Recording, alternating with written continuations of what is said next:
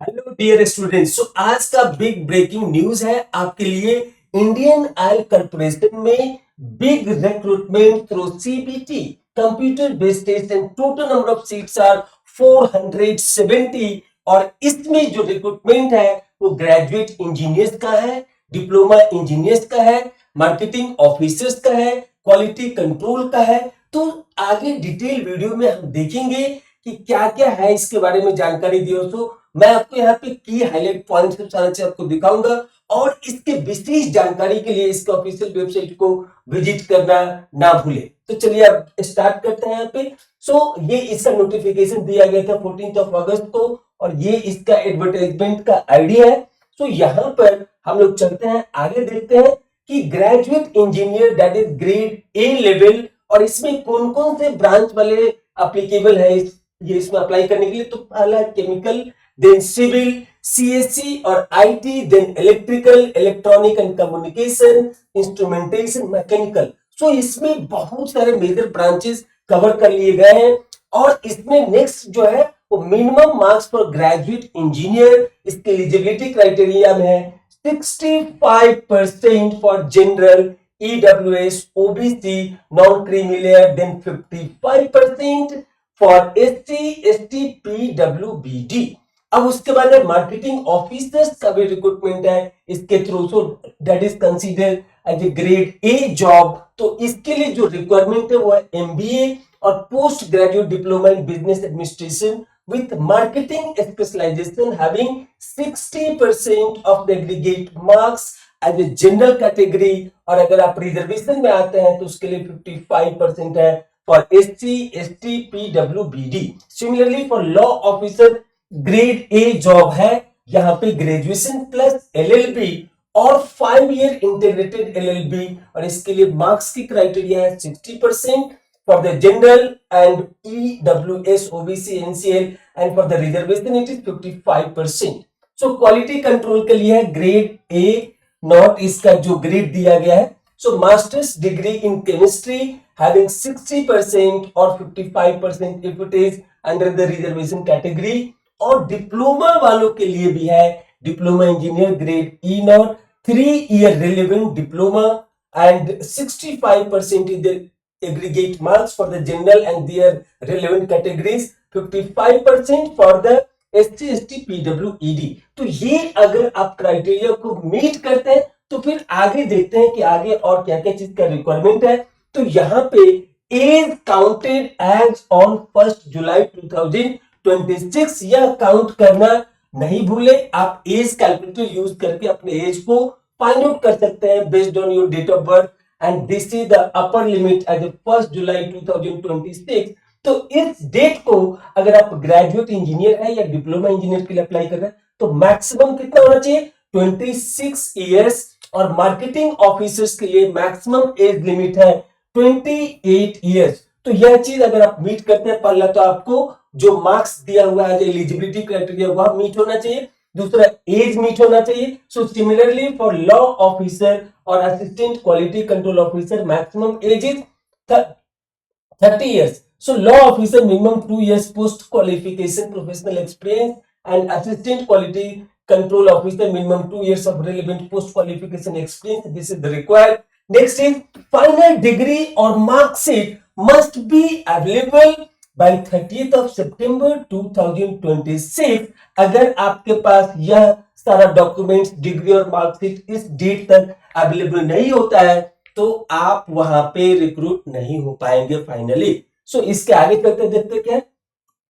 तो नेक्स्ट है CBT pattern, this is most important. यहाँ पे सेक्शन ए में जो पूछा जाएगा वो है general aptitude having 50 questions and 60 minutes आपको टाइम दिए जाएंगे। और इसमें क्या क्या पूछा जाएगा, तो यहाँ पे पूछा जाएगा क्वांटिटेटिव एप्टीट्यूड 20 जो कि आप पढ़े भी होंगे पहले, लॉजिकल रीजनिंग 15 एंड इंग्लिश और वर्बल एबिलिटी 15। तो टोटल यहाँ पर अगर आप इस सब को जोड़ेंगे तो 50 क्वेश्चंस आपको 60 मिनट्स में कंप्लीट करना है। और यह इसमें पास होना जरूरी है क्योंकि दोनों सेक्शन में सेक्शनल कट ऑफ होगा, तो दोनों सेक्शन में आपको पास करना जरूरी है।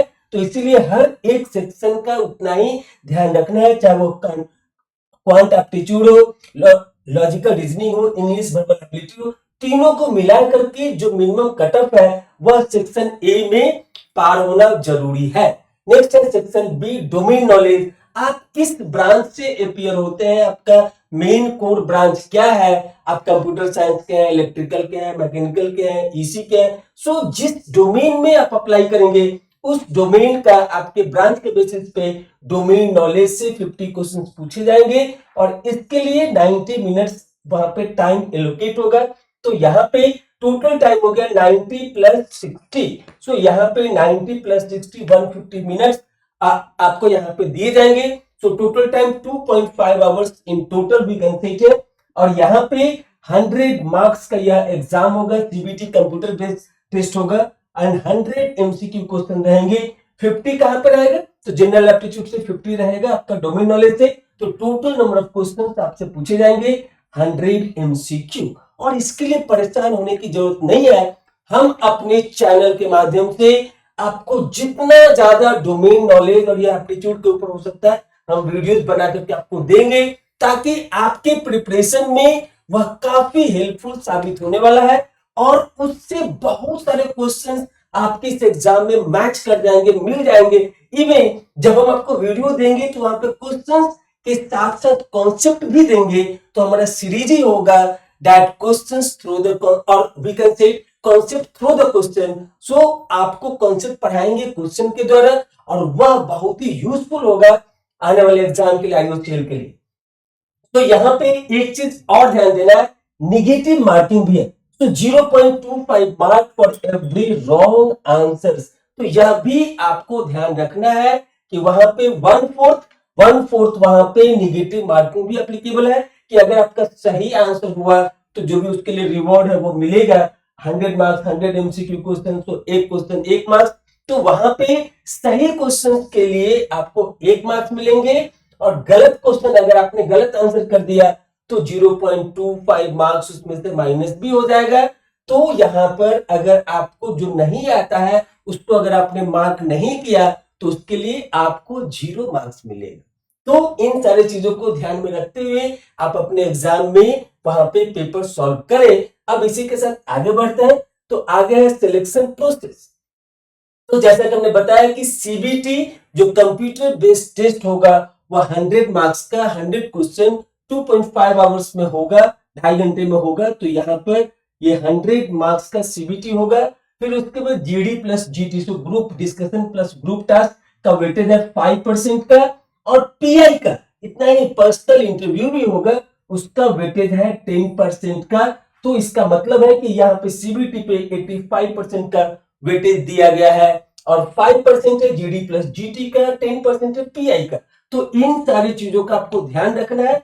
तो इसका मतलब है कि जब सीबीटी का सबसे ज्यादा वेटेज है, इसका मतलब है कि रिटन में आप जितना ज्यादा स्कोर करेंगे आपका वहां पे सिलेक्शन का चांसेस उतने ही ज्यादा बढ़ जाएंगे। तो यहाँ पे मेरिट वेटेज आपने देख लिया, सीबीटी क्वालिफाइंग आपने देख लिया।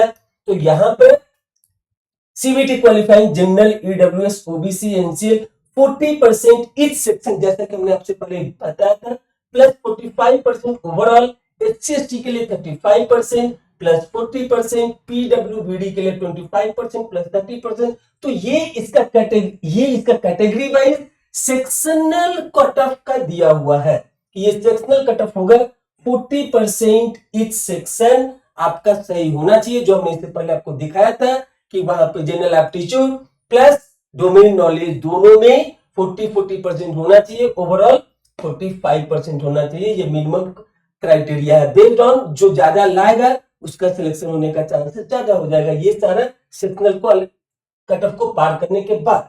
सो qualifying CBT alone does not guarantee shortlisting. तो इसके बाद अगर यहाँ पे ये अच्छे से हो गया, फिर आपका डिपेंड करेगा जीडी प्लस जीटी पे प्लस पीआई पे। अगर सारा पार्ट आप अच्छे से किए तो आपके सिलेक्शन का चांसेस बहुत ज्यादा हो जाएगा। तो नेक्स्ट है यहाँ पे ऑनलाइन एप्लीकेशन ऑलरेडी स्टार्ट हो चुका है, यह सबसे इंपॉर्टेंट है, आप इसका स्क्रीनशॉट लेकर रखें। 14 अगस्त 2026 ऑलरेडी स्टार्ट हो चुका है और यहाँ पे application closes 5 PM on 3rd September 2026। यह डेट नहीं भूलना है और इतने लेट का इंतजार नहीं करना है। अगर आप क्वालिफाइंग है इसमें as per the eligibility criteria, as per the age criteria, अगर ये सारा चीज के लिए आप एलिजिबल हैं तो आप अच्छे से एप्लीकेशन को इसके ऑफिशियल वेबसाइट पे जाकर के पूरे प्रोसेस को एक बार पढ़ लीजिए, क्या क्या चीज का जरूरत है, और उसके बाद आप बिना समय गवाए इसमें जल्द से जल्द अप्लाई करके अपनी तैयारी में लग जाइए। सो एडमिट कार्ड आएगा 15 सितंबर 2026 को और सीबीटी एग्जाम जो है वो होगा 24 सितंबर 2026 को। सीबीटी एग्जाम होने के बाद फिर थोड़ा टाइम लेगा रिजल्ट में, रिजल्ट आने के बाद जीडीपीटी होगा, उसके बाद फिर आपका पीआई होगा। और जिस तरीके से दिख रहा है ये इंडिकेट करता है कि अर्जेंट रिक्वायरमेंट है, इसीलिए इतनी जल्दी जल्दी में सारी चीज हो रहे हैं। तो आपको नए साल में या इस साल के अंत में अगर आप सब कुछ में क्वालिफाई होते हैं तो आपके लिए एक बहुत बड़ा खुशखबरी आपका इंतजार कर रहा है। So all dates are tentative and may change. Check IOCL website regularly। आप देखते रहिए। अब इसके साथ यहाँ पे ये grade A, grade A not, grade E not, ये सारा यहाँ पे बेसिक पे, अप्रोक्सीमेट सीटीसी सब कुछ दिया हुआ है और यह काफी लुक्रेटिव है क्योंकि जो भी पीएसयू है या फिर गवर्नमेंट जॉब है, लोग इसीलिए जाते हैं कि वहां पे थोड़ा जॉब स्टेबिलिटी बेटर होता है कंपेयर टू प्राइवेट जॉब। और आज के डेट में सैलरी प्लस और जो भी अलाउंसेस हैं वह भी अच्छी मिलती है, उसके अदर फैसिलिटीज भी अच्छे मिलते हैं, बच्चे के एजुकेशन की फैसिलिटीज भी अच्छी मिलती है। तो इन सारी चीजों को ध्यान में रखते हुए आप इसके लिए अप्लाई करने के लिए सोच सकते हैं। अगर आप एजुकेशनल क्वालिफाइड है एज पर द क्राइटेरिया, अगर आपका एज बचा हुआ है तो आप बिना देर किए इसमें अप्लाई कर सकते हैं। नेक्स्ट, यहाँ पे ऑनलाइन एप्लीकेशन के लिए मोटा मोटा बात मैं आपको बता देता हूँ कि 1000 रुपीज आपको लगेगा प्लस जीएसटी अगर आप जनरल कैटेगरी से बिलोंग करते हैं। सो यहाँ पे दिया है 1000 plus applicable GST for candidates other than SC, ST, PWBD, मतलब इन तीनों कैटेगरी को फीस नहीं लगना है, बाकी सारे कैटेगरी को फीस लगना है 1000 रुपीज प्लस एप्लीकेबल जीएसटी। तो इसे आप ना भूलें और आपको रेडी रखना है अपना रिसेंट फोटोग्राफ, जो भी वहां पे साइज दिया रहेगा उस साइज में क्रॉप करके आपको वो रखना है। फिर उसके बाद signature, left thumb impression, valid email ID, mobile number. यह आप ईमेल आईडी और मोबाइल नंबर ऑफिशियल यूज नहीं करें, जो आपके पास कांटेक्ट में रहता है, जो आपके पास रेगुलर यूज में रहता है। मोबाइल नंबर जो आपका पर्सनल है, जो आपका पर्सनल ईमेल आईडी है वही यूज करें। कई बार लोग जॉब वाले भी अप्लाई करते हैं तो आप अपने जॉब का ऑफिशियल आईडी यहाँ पे नहीं डालें, आप personal email ID, personal mobile number use करें और इस तरीके से आप इसमें भाग लें। यहाँ पे सब कुछ दिया हुआ है। एक बार मैं आप सभी को रिक्वेस्ट भी करता हूं कि इसमें अप्लाई करने से पहले जो इसका ऑफिशियल नोटिफिकेशन है उसको गो थ्रू करिए, थोड़ा टाइम लगेगा 1 घंटे का, पूरी चीजों को अच्छे से पढ़ जाइए और फिर उसके बाद आप सारे डॉक्यूमेंट्स को इकट्ठा करके जो जो चीज यहाँ पे जरूरत है उन सारी चीजों को एक साथ रख के और फिर फोकस्ड वे में आपको लगेगा थोड़ा टाइम, 1 घंटे में आप अप्लाई करके फ्री हो जाएंगे। फिर उसके बाद आप मेरे साथ अपनी तैयारी में लग जाइए जोर शोर से, ताकि मैं आपके सिलेक्शन के चांसेस को बढ़ा दूं अपने तैयारी के माध्यम से। यह मेरा कोई कमिटमेंट नहीं है कि मैं आपको करवाई दूंगा, मैं अपना योगदान आपको दूंगा आपके तैयारी में, ताकि उसके हेल्प से आप अपनी तैयारी को बेहतर कर सके और आपके सिलेक्शन का चांसेस और भी ज्यादा से ज्यादा बढ़ जाए। तो इस तरीके से आपने ये सारा चीज देखा। अब यहाँ पे सर्विस बॉन्ड भी है, minimum 3 years from date of joining, क्योंकि आप बीच में छोड़ नहीं सकते। अगर आप छोड़ेंगे तो आपको इतना इतना पैसा भरना पड़ सकता है as per the category wise. तो पहले सिलेक्शन ले लीजिए, फिर इसके बारे में आप सोचिएगा अगर आपके पास कोई बेस्ट ऑप्शन इसके अलावा मिलता है इसके बाद तो इस तरीके से आप सभी को बहुत बहुत धन्यवाद। अब आपको यह प्रेजेंटेशन कैसा लगा हमें फीडबैक जरूर दें और आप क्या चाहते हैं हमसे IOCL के रिक्रूटमेंट में, मैं डोमेन नॉलेज के ऊपर किस तरीके से आपको हेल्प कर सकूं। ऐसे मेरा प्लानिंग है कि मैं डेली बेसिस पे आपको कुछ वीडियोस के माध्यम से पढ़ाऊंगा, वहां पे क्वेश्चंस रहेगा और उस क्वेश्चंस के साथ साथ जो भी रिक्वायर्ड कॉन्सेप्ट्स है वह भी मैं डिस्कस करूंगा ताकि आपकी तैयारी बेहतर हो जाए। तो फिर मिलेंगे अगले वीडियो में। अगले टॉपिक के साथ और अपने IOCL की तैयारी में लग जाइए अभी से। Thank you, all the best to all of you. Thank you.